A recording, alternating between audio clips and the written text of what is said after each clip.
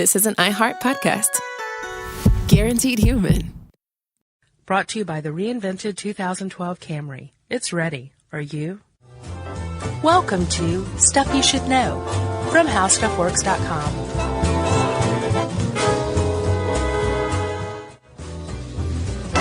Hey, and welcome to the podcast. I'm Josh Clark. With me is Charles W. Chuck Bryant. And you've got stuff you should know. En garde. Yeah, touché. It means touch in French. I thought this was one of the funniest openings of an article ever, by the way. Did you like it? I thought that very first part was hysterical when I read it. Well, you know what? It just so happens I don't have an intro for this one, so I think you might want to read it. Should we just read it? Yeah. Ed Grabanowski never lets us down. No, he's good. The Grabster. Yeah. This is how duels work. Ladies and gentlemen. Pistols at dawn. The challenge is issued. To turn it down would leave you marked as a coward for life. You meet at the chosen spot facing your opponent at a distance of 20 paces. Your dueling pistols are loaded. One or both of you could be severely wounded or killed today. Doctors are standing by to mend the damage if possible, while your friends eye each other warily. Why is this all happening? Because you made fun of his hat. So good. That is about right, too, as we find out in the rest of the article. Yeah, well done, Grabster. It's not much of an exaggeration. Apparently, throughout the history of people, or ever since we've had swords at least, men have challenged other men to duels, and other people have died as the result. Yeah. You know? I thought this was a great article. I thought so, too. This was definitely something I knew, virtually nothing about. Yeah, officially, me too. But I did find out that things like Wild West duel shootouts, Yeah. very close to reality. Sure. They apparently happened to coincide at a time when dueling was very popular in America. And that's kind of all it was. It was the Old West version of Pistols at Dawn.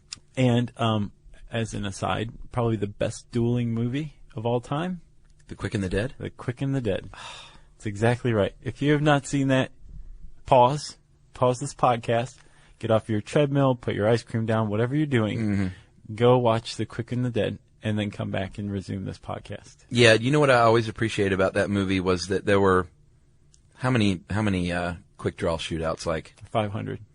Let's say there were 10 in the movie. Let's say 500. Each one of them was different. He filmed them different. It had a different feel. I just thought that was so creative. Each one had its own little flavor. That's our Sam Raimi. He's so good, man. I love that movie. He's got something new coming out, doesn't he? Mr. Hollywood guy? Come on, he's got something coming. He's not doing the new Spider-Man. What's, I don't know. I don't know. I think he might be working on another Evil Dead, like a modern remake-y uptake, or he might just be producing that. If he does that, that'll be the second time he's remade The Evil Dead. Because Yeah. Evil Dead 2 is a remake of The Evil Dead. Yeah, pretty much. Okay. All right. So, Chuck, a duel, for anybody who doesn't know, is basically a one-on-one battle, as is evidenced by the etymology. And apparently we said entomology before.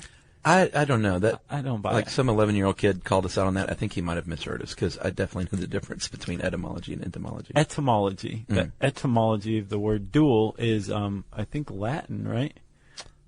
Duello? Yep. I'm sorry, duellum, which is a contraction of duo, two, and bellum, war, obviously antebellum, pre-war. Oh, okay. I never realized that. Yeah. Huh. Okay.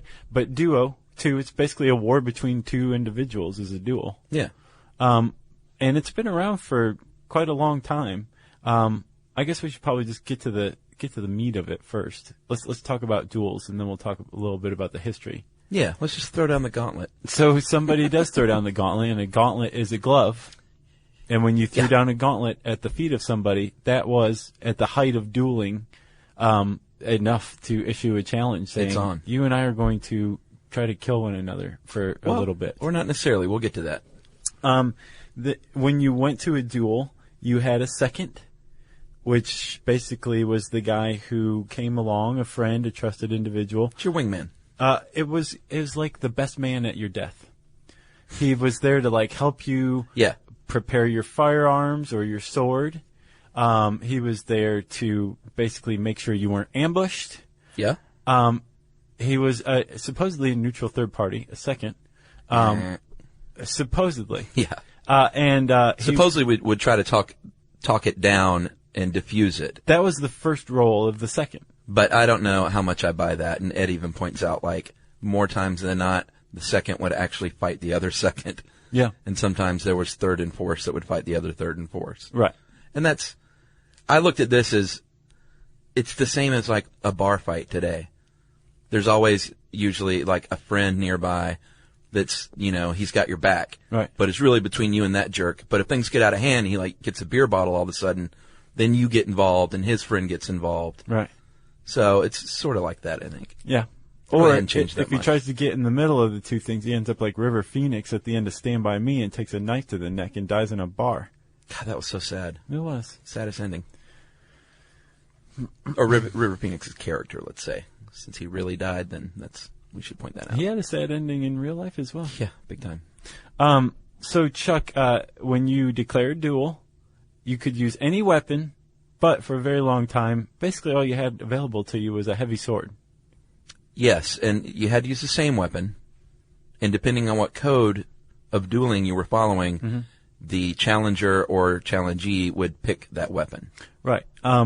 And you mentioned dueling codes. There were several dueling codes, and the one that became the most widespread was the dueling code of 1777, the Irish code, which is cited extensively in this article. And I believe you're prepared to give everyone a treat and read some of the rules from the code. Yeah, the code duello, it replaced the Flos Duellotorium, which was in the 1400s, the Il Duello in 1550. Apparently the Germans had their own dueling code, which it was set by the Fechschulen dueling schools.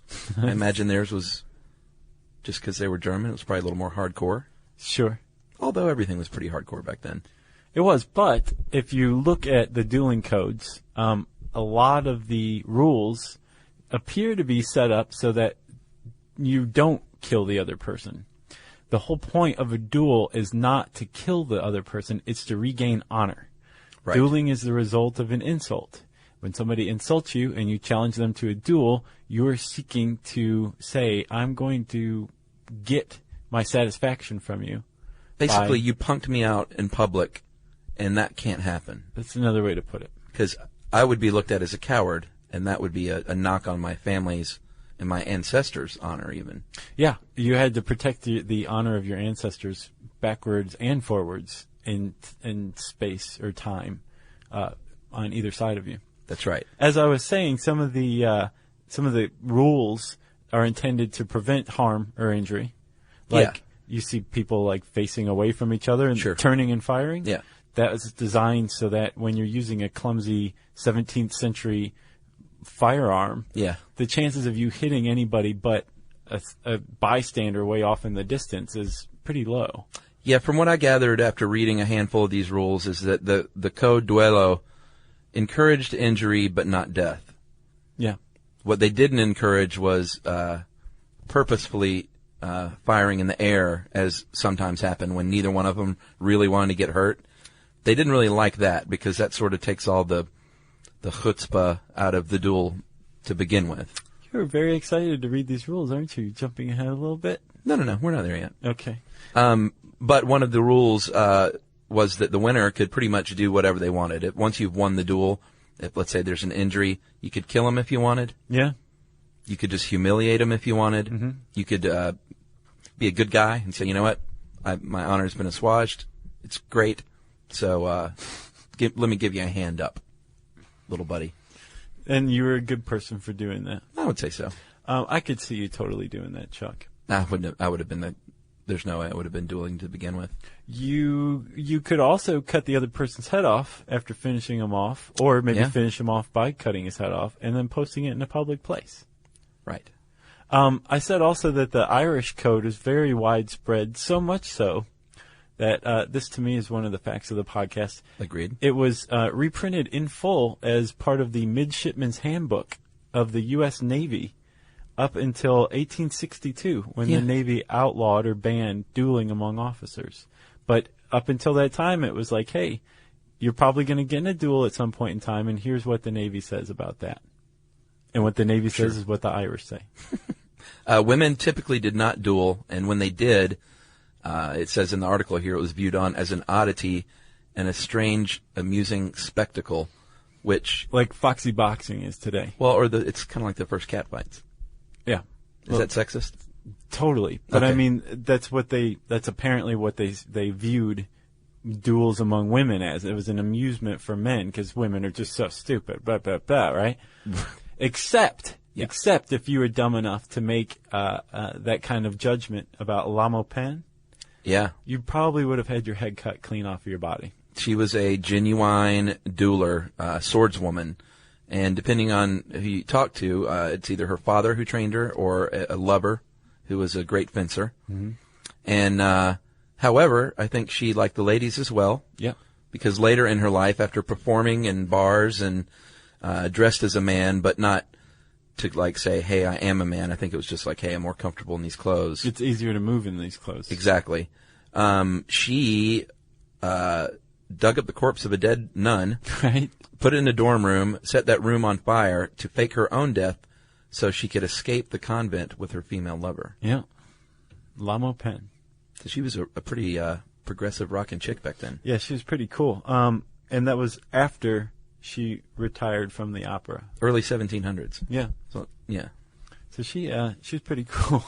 No foxy boxing there. No, I don't even know what that is. I haven't seen that. It's exactly what it sounds like. All right, there you have it. Yeah, it was kind of big in the I think the 80s, maybe the 70s, of like just women like boxing one another, but not really, and they're like, it's incredibly sexist. There were a lot of fights at my school, my high school. I mean, not like a lot, like it was the roughest school, but it always struck me, even as a youngster, that like when guys would get in a fight, it was always horrific. Mm-hmm. And then when girls would get in a fight, the dudes would be sitting around laughing at it. I saw a girl fight in high school once that was really disturbing. It was more disturbing than any guy fight I've ever seen. Well, because girls fight dirty. Yeah, both of these girls were fighting very dirty, and it was really horrible. Yeah. I think like the assistant principal jumped in and got like smacked around and ended up backing off. Wow. Yeah, it was a bad fight. So there was nothing funny about that one? No, not at all. You and I I would mean, have been... really, is there anything funny about anybody fighting? No, I don't think so. Good for Unless you. it's like, I don't know. Clowns? Yeah, clowns fighting. Yeah. That'd be funny. Clown fight, that's hilarious. Unless one of them dies. That's right. Chuck, so we mentioned that seconds are in charge of issuing apologies. Yeah. And you can't just go over and say, hey, man, guy's sorry. He'll never do it again. Can he have his gauntlet back? That just doesn't work. There's standards. There's rules to issuing an apology. And as I understand, you're prepared to explain the rule from the Code Duello for issuing apology. I think even it's rule number 1. Very first rule, as it should be. Let's hear it. The first offense requires the first apology, though the retort may have been more offensive than the insult. Example, A tells B he is impertinent, etc. B retorts that he lies, yet A must make the first apology because he gave the first offense, and then, after one fire, B may explain away the retort by a subsequent apology. Very nice. Thank you. Thank you very much. So basically, no matter how bad the retort is from the first insult, Yes. whoever insults the other person first has to apologize first. Right. Then they shoot at one another, and then the second person can apologize. You also have rules to whether or not or how an apology can be accepted, or if an apology, a verbal one, is even worth anything at all, what situation that is. Won't you? I point you to rule number 5, Josh. As a blow is strictly prohibited under any circumstances among gentlemen, so no hitting, evidently. Yeah, no. Or if you do, that's it. It's Yeah, gone. there's no going back. Yeah. No verbal apology can be received for such an insult. The alternatives, therefore, the offender handing a cane to the injured party to be used on his own back, at the same time begging pardon, firing on until one or both are disabled, or exchanging 3 shots, and then asking pardon without proffer of the cane. Right. So if you wanted apology after smacking someone in the face, but you didn't want the cane, you guys had to shoot at each other 3 times. Or I imagine maybe deal 3 blows with a sword. Right. But by this time, 1777, firearms were all the rage for dueling. Sure. Which we'll get to. So you've got a duel. All the apologies have been either not offered or rejected. Yeah. And it's time for the duel. It's there's certain etiquette, right? Yeah. You mentioned that there's rules against not really doing this wholeheartedly. Like if you're going to get into a duel, you have to do it wholeheartedly as far as the Code Duello is concerned. But this is also one of the more frequently broken rules because most people who are in duels didn't really want to die. And they probably didn't want to kill the other person either. Right. Because I imagine when you're in a duel with somebody and that's your reality at that moment, and it's not just some guys in powdered wigs out, in an apple tree and it's a wood engraving or wood carving. Right. But it's really what's going on in your world right then. Yeah. I'm sure you are acutely interested in not killing and not dying at that moment. Yeah, I would have applied them with alcohol. I would have been the guy being like, come on, man. You would have made a great second. Like, can we just have this ale here and talk it over and laugh about it? Yeah. Right? It's funny, right? Yeah. But they took it way more seriously than I did. So there's this rule that says, man, if you're going to get in a duel, you have to do it all the way. It's called Rule 13. No dumb shooting or firing in the air is admissible in any case. The challenger ought not to have challenged without receiving offense, and the challenged ought, if he gave offense, to have made an apology before he came on the ground. Therefore, children's play must be dishonorable on one side or the other and is accordingly prohibited. Very nice. So you've got all these. We need Strickland, huh? No, I think this is great. Okay. So Jerry's loving it. So you've got this rule that says you do this all the way, but that's not necessarily how a lot of duels worked. Guys would agree ahead of time, like, hey, we're actually going to do the duel, but we'll both shoot into the air. Yeah. Like, you don't want to die, do you? I don't want to die. Which, by the way, is what happened, is how Alexander Hamilton died at the hands of the treacherous Aaron Burr. Let's go ahead and talk about it. Well, they were political rivals. They were both, they were in a law firm together, and that's where they first learned to hate one another. And then they were in a very small country at the time. They were very big fish in the same small pond. Yeah. And things got out of hand, and I can't remember who challenged who to a duel. Do you? Yes, it was a series of insults, and this was at a time where the losing presidential candidate would become vice president. Yeah. Which, could you imagine that these days? Yeah, that'd be pretty awesome, kind of. Jeez. I think it'd be nice. It would temper things. Well, it would. I guess it was for balance of power. Sure. I don't know if it would work. Or these it was days. a consolation prize. That's true. So they disliked each other. There were a bunch of insults, and Burr challenged Hamilton in Weehawken, New Jersey. Yep. And there are varying accounts on what happened, but what we do know that happened, Hamilton got shot, Burr didn't. Whether or not Hamilton fired in the air is a good guy. That's what I heard. Or got hit and was like, ooh, and fired up in the air. Never. Is debatable. Alexander Hamilton was a crack shot. He had great timing. He had cat-like reflexes. Aaron Burr shot Hamilton. Hamilton fired into the air.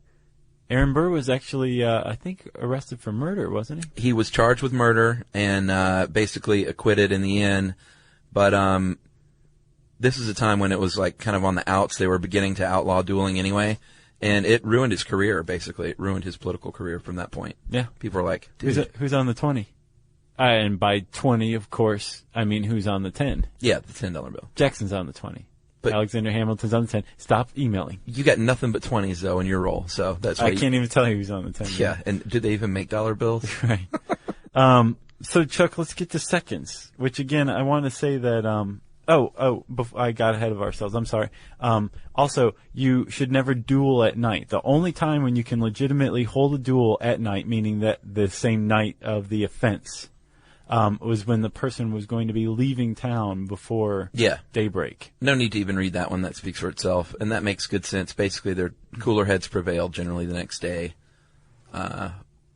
which is a great rule in marriage and life. Yeah. I'm always a big fan of sleep on it. Why don't we sleep on it? Yep. You're absolutely right, buddy. And but sometimes the wife will still wake up just as angry the next day. It happens. But most times. The worst is waking up in the middle of the night angry.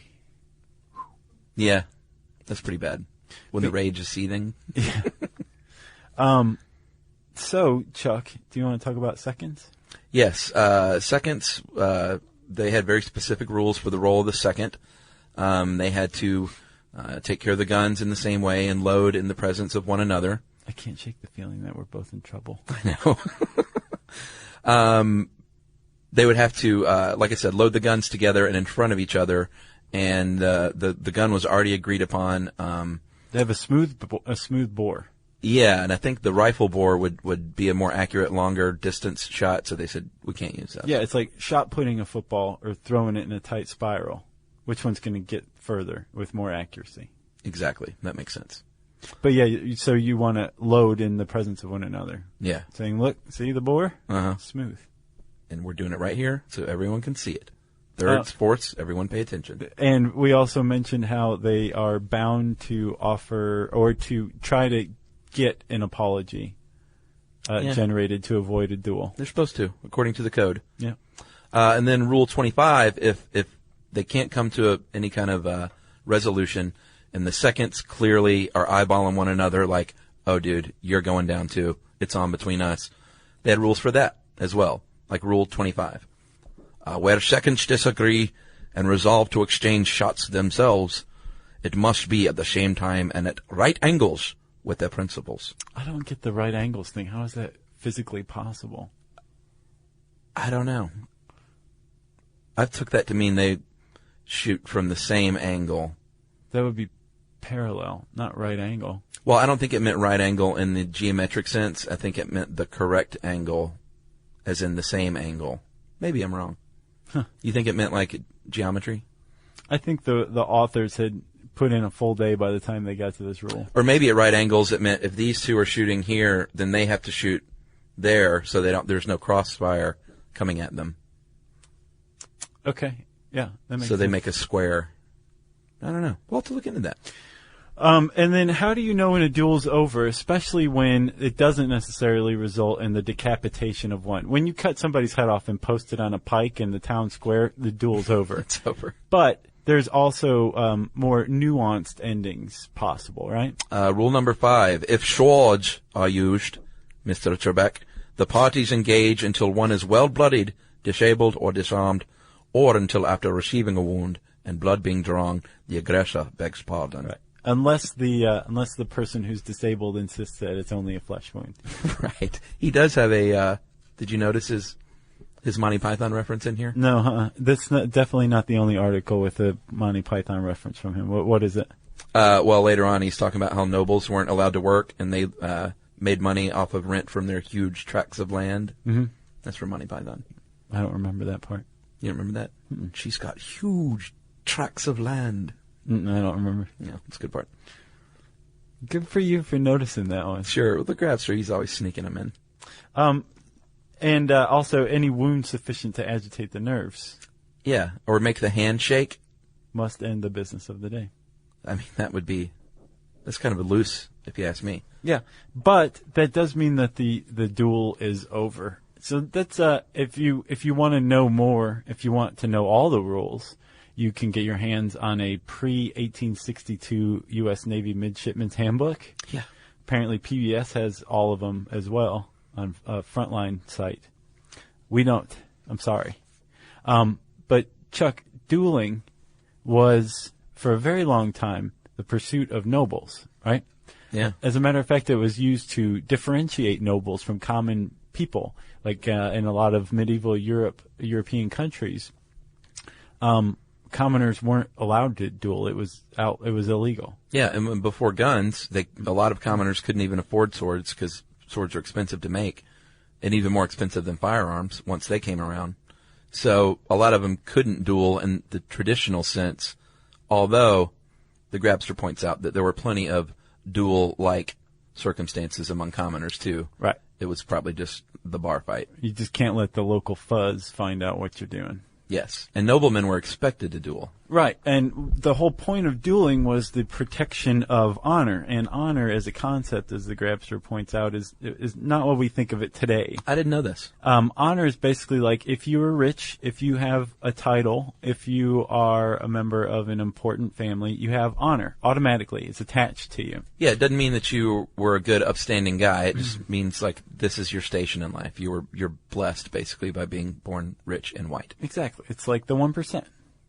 And you have honor, and it's fragile, extremely, at all times. It's prone to be insulted at the drop of a hat, at the drop of a glove especially. Very nice. But even the drop of a hat. And not only is your honor at stake, but the honor of your family for generations forward, generations backward, and any schmo of noble rank. Yeah. I imagine if a commoner came up and insulted your family, you'd just cut their head off right there. And there's no duel. It's just death for the commoner, right? Yeah. But if another person of nobility comes up and insults your family honor, then you say, it's on. I challenge you to a duel. At this point, and you've mentioned cowardice already. Yeah. But at this point, the other person has a choice. Very, socially speaking, they don't really have a choice, but they do have a choice. Sure. They can either accept the duel or they can be a coward. And in the same vein, the person whose honor is insulted has a choice. They can either issue a challenge to a duel or they can let it slide. Either way, if you let it slide or you shirk a duel, you're a coward. And that was a big deal back then. Yeah, it wasn't just like, Jimmy's a sissy because he wouldn't fight me at school. It was which haunts you for the rest of your life, you know what I'm saying? That's true. But your family was insulted. You could lose your honor. Like they would take it away legally sometimes. They could publish an account of it to the church, in the church they're going to tell everybody that you're a coward. Church gossip. It was not an abstract thing. Kings who would not uphold their honor could lose their noble ranking. They would just take it away, and you could actually be punished and excommunicated and your voting rights revoked for cowardice. Yep. Serious stuff back then. You could also be imprisoned. And killed.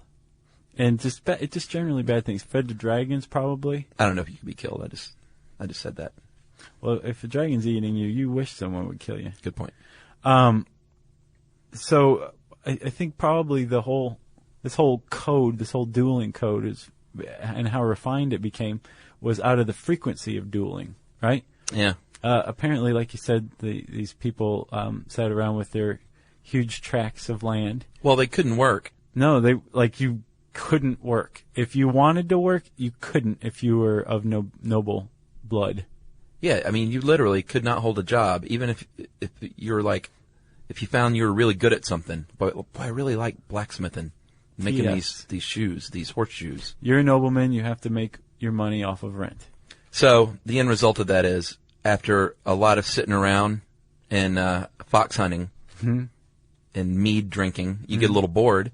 And so dueling kind of became a sport for bored noblemen.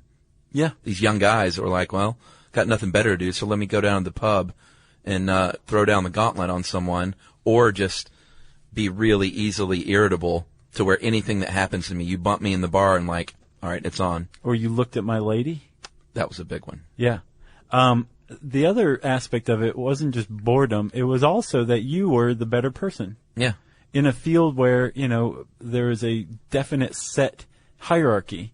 Earls are equal to earls, and dukes equal to dukes, and viscounts equal to viscounts, right? Viceroys equal to viceroys, that whole kind of thing. I could continue. Please do. I can't continue. You called my bluff. But this is a way to differentiate yourself among your rank. Yeah. It's by saying, I challenge you to a duel, and I won. And the reason that differentiates me is not only am I the winner, but it means that God favors me. Yeah. And apparently that was used, that was the predecessor to the legal systems we had today. Well, yeah, let's get to this. This is the commoners would duel early on in the 11th and 12th centuries.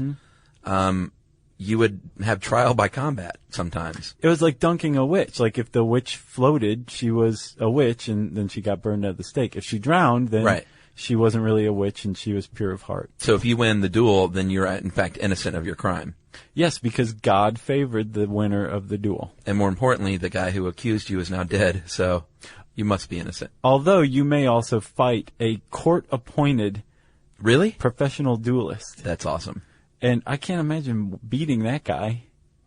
Yeah, who would that? What was the guy in the Mad Max 3? Master Blaster? Yeah, Master Blaster. You would Yeah. fight Master Blaster. Yeah. You killed him. Boy, what a reveal that was when they took off his mask. Yeah. Powerful stuff. A lot of times, if you were good at dueling, you would just use it to get out of stuff. Like, hey, I don't want to pay this bill, so let's duel about it, and that'll settle it. And I know I'm really good with a sword, so you don't stand a chance. Yeah, exactly. It's all over. Not just debts, but also like if you had a political rival, that later became really big in Missouri. Yes. If you wanted somebody's land, anything, anybody who had something you wanted or who you owed something to, you could just challenge them to a duel, kill them, and their problem solved. This is one of the reasons why I think that noble classes were eventually removed from the face of the earth. Well, you mentioned Missouri. Between 1816 and 1824, the territorial elections became so fraught with dueling to get rid of your rival that the first governor of California, Peter Burnett, said, Peter Berg? No, Peter Burnett, said it became desirable to kill off certain aspirants to get them out of the way. So in Missouri, you would just, kill the dude before Election Day and you're all set. Yeah, can you imagine like Newt Gingrich and Mitt Romney dueling one another? No, I couldn't. So you've got dueling evolving from an early legal system. Sure. To the board noble classes, to the elimination of political rivals. And it comes from even further back than that, though. Like the duel, the idea of one person battling another person in some sort of combat. In a formal, rule-driven way. Grabster goes back to jousting competitions in the Middle Ages. I think you can go back to gladiatorial combat. Sure. Further back than that. But in Europe, in Western Europe, Northwestern Europe, it came from jousting, right? Yeah, and it makes sense to me. Like you said, the joust is pretty much a duel on horseback. And then you had the chivalric code, which sort of lines up with the code of the duel. And also, you skipped right past what, to me, is one of the facts of the podcast. Oh, no, I didn't. That was coming. But go ahead. You go ahead. Well, when knights, only noblemen were allowed to be knights and to joust against one another. So they would raise their visor at the beginning to say, hey, look at me. I'm not descending along my assistant, who's a lot better at this than I am. As Heath Ledger did. What was that, First Night? Yeah, that's a good movie. That's all right. So they would reveal their identities, and that, Josh, as you know, was evolved into the military salute years later. Yeah, the lift of the visor. Evolved into the hand, I guess. Yeah, pretty cool. Very cool. Eventually, though, firearms came around. Sure. And they found that, these incredibly heavy suits of armor that can protect you even from a joust, generally, are no match for this musket, the smooth-bore musket with terrible aim and accuracy. Which if we it covered. hits you, it'll kill you. Yeah. In our Knights podcast, that was kind of the end of the night. Exactly. It was also, the end of Samurai? Did that have to do with the demise of the Samurai as well? Yeah. Guns ruined everything. Yeah. Well, they changed everything for the worse. And then you have, as a result, the no more need for a heavy sword. Right. Because there's no need for armor, or armor doesn't work, no heavy swords, which led to an evolution in sword making. And you have, at least in Europe, I think Japan already had far lighter, more better swords. Right. But in the West, the evolution of swords led to the sport of fencing as a direct result of dueling and That's the right. loss of armor. And it became more contest, especially after the Italians said, I don't want to die. Let's put a little rubber tip on the end of that thing. My sister was into fencing. Really? In college, yeah. Interesting. My oldest sister. I've always wanted to try that. Well, I think you should go to town. You could take classes, right? Totally. I think it's a kind of expensive startup, Oh, sure. like the whole get-up and a decent sword and all that, but a foil, if in the vernacular. But I'm sure once you got all that stuff, you're fine. Yeah, that would end up being like my venture into ice hockey, though. I would just end up having a closet full of gear that Really? never gets used. I didn't know you were into hockey. I was at one point. When?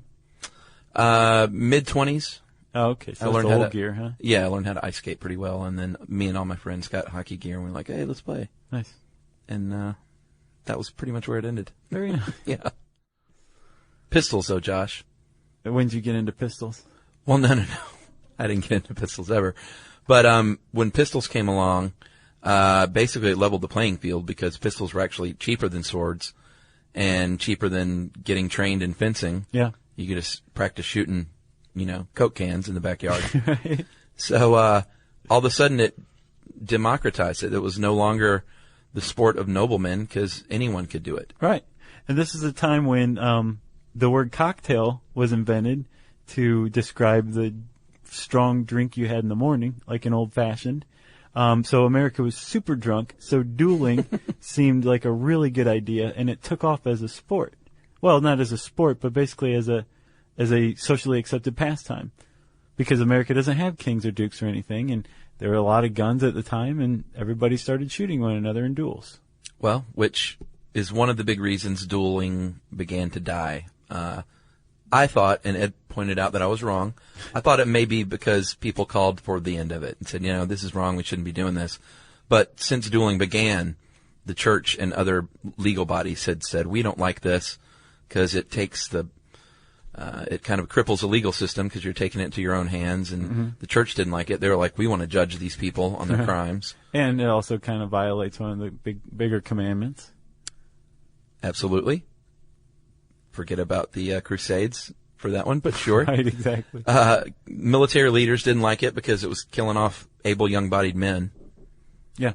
And then later on, war itself, like the Civil War and the First World War, really were like, hey, there's more serious things going on. People really die in battle. Like, it sort of became a bit of fool's undertaking, from what I understand. I think it also hit home, too. The horrors of combat made people not want to kill one another as much. Yeah, like real deal combat. Yeah, and the Civil War and the First World War, like you said, were linked to declines in the U.S. and Europe, respectively, of dueling. And there's, I guess, also one of the other reasons dueling declined was because when it was exposed to the middle classes, it wasn't just super rich people killing each other anymore. Which was the original purpose. Which is why the lower classes were like, who cares? Yeah. Dueling's fine. That's fine. We're doing our own thing. And then once it, like you said, democratized and spread to the middle and lower classes, it became a problem. And then eventually we were left with dueling banjos, and that was about as serious as it got. I think that is an excellent way to end this podcast, dude. Great. I'm not even going to ask if you have anything more. If you want to learn more about dueling and you want to see some of these cool rules, you can type duel into the search bar at howstuffworks.com. Yeah? Yeah. And I said search bar, which means it's time for listener mail. Whoa. I'm going to say whoa from now on, apparently. Okay. Chuck, before we do listener mail, we should announce our big South by Southwest extravaganza. 2 days. 2 days in March, we'll call it. Okay. March 11th, we will be live podcasting, and this is for South by Southwest attendees and badge holders only, unfortunately.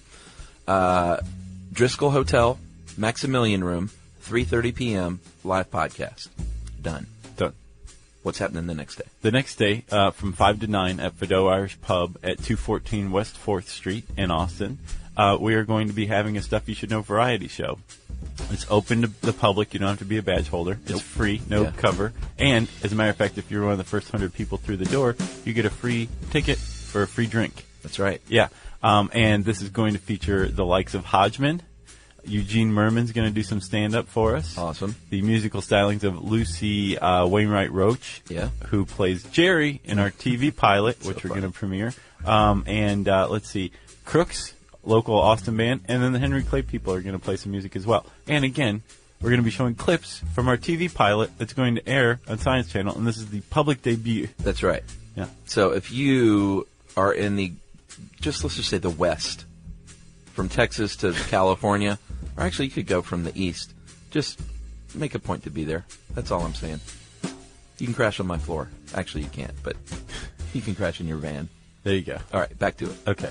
Yeah, Josh, this is a shout-out. Remember Joanne Stanalonis, who nominated us to get nominated for a Grammy Award? Yeah, we were Grammy nominated. Right. We didn't make it because we're not a celebrity reading our autobiography, which is the only people who get nominated for spoken word album. We're not Bill Cosby. But Joanne is the founder and CEO of the Amazon Institute, which we've talked about before, and she's doing a lot of great work to help preserve the Amazon. Yeah. It is AmazonInstitute.com, and they're having a little contest where you can win 2 round-trip tickets to Bogota, Colombia. Awesome. And this is how you do it. You go to AmazonInstitute.com. Any listener who wants to can participate by clicking Our Projects in the navigation bar. And basically what you do is create a page on Razoo.com to fundraise for them. And between now and the end of June 29th at midnight Eastern, the page with the most funds gets to choose between 2 round-trip flights to Bogota or 1 ticket to travel with her as your guide. Sweet. And it just covers airfare, but she says they'll hook you up with all the information and cheap places to stay. And flights depart, you got to be over 18. Flights depart from New York, D.C., Fort Lauderdale, and Miami. I guess only. Okay. Because there are limitations. And you can always get a connection to one of those cities. Sure. And travel dates are August through December of this year. Tickets provided by Avianca Airlines. And they use Razoo because it's very transparent. You can see where all the money's going. Very cool. So, Joanne, thank you for your participation with our show. Yeah, we appreciate that. And with the Amazon Institute. Mm-hmm. And go out and win tickets to Colombia, people. Give them the website again. It is AmazonInstitute.com, and you create a page to help them raise money on Razoo. What's the tab that you click? Our Projects. Awesome. And you could win a trip. Well, as always, Chuck, remember we put out the word for NGOs and nonprofits who need a good plug. We're always looking for those. Yeah. Yeah, we want to hear about them. Indeed. Send them to us. You can tweet to us at SYSK Podcast. That's our Twitter handle. You can also reach us on Facebook at facebook.com/StuffYouShouldKnow.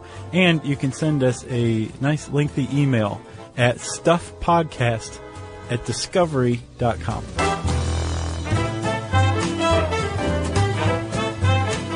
Be sure to check out our new video podcast, Stuff from the Future. Join How Stuff Works staff as we explore the most promising and perplexing possibilities of tomorrow. Brought to you by the reinvented 2012 Camry. It's ready. Are you? This is an iHeart podcast. Guaranteed human.